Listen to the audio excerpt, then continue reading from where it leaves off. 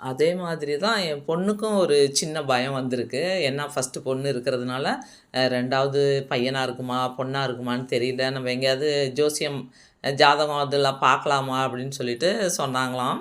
அப்ப என் சம்மந்தி சொன்னாங்களாம், "நீ ஏம்மா அதெல்லாம் போயிட்டு பார்க்கணும்? அ பொண்ணா இருந்தா என்ன? பையனா இருந்தா என்ன? அது உன்னோடது தப்பு எதுவும் கிடையாது. என் பையன்கிட்ட இருந்து வர்றது தான். அது என் பையனோட கையில தான் இருக்கே தவிர, உன்ட்ட எந்த இதுவும் இல்ல. பையன தான் சொல்லணுமே தவிர ஒண்ணும் இல்ல. அது மட்டும் இல்ல, எங்களுக்கு பொண்ணா இருந்தாலும், பையனா இருந்தாலும் 2மே சந்தோஷம் தான். கடவுள் குடுக்குறது. அது எங்களுக்கு எதுவா இருந்தாலும் ஓகே.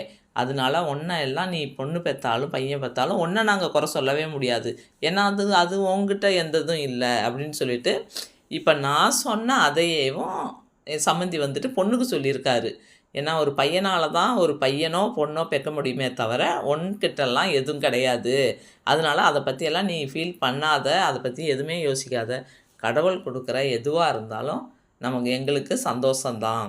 அப்படின்னு சொல்லிட்டு ஒரு தைரியம் சொல்லியிருக்காங்க. இது மாதிரி மாமனார், மாமியாக்களும் இருக்கிறாங்க. கஷ்டப்படுத்த